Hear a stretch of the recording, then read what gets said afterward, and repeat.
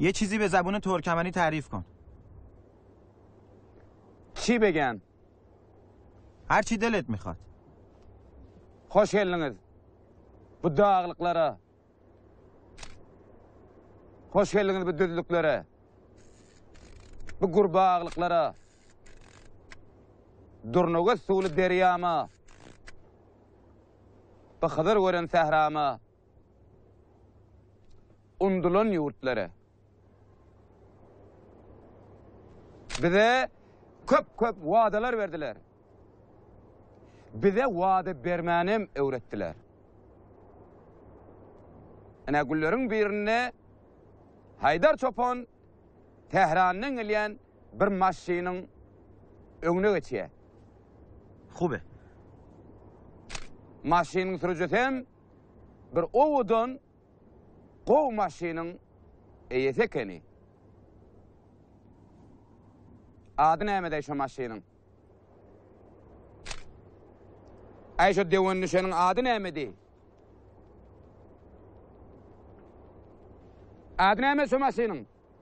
Benz maşini. Havva. Benz maşini. Haydar şu icede maşini alıp men ovama gelip özünün oğurlan maşini bilen men gelinim maralı da içine taşlap özü bilen alıp gitti. عالیه. Olur şu etrafta diyerler. Asıl yitenmişin diyerler işte görevimizde.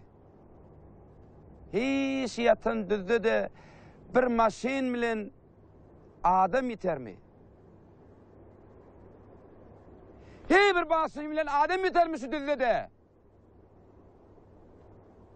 عالیه. عالیه. Sondan merdimin öz maralı müezzeptir.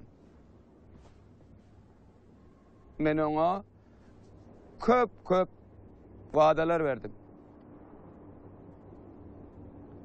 Hoş geldiniz. Umitsiz yaşayan erlerin yurduna. Hoş geldiniz. Serhetlerin yurduna. خیلی خوب بریم. راننده منتظره.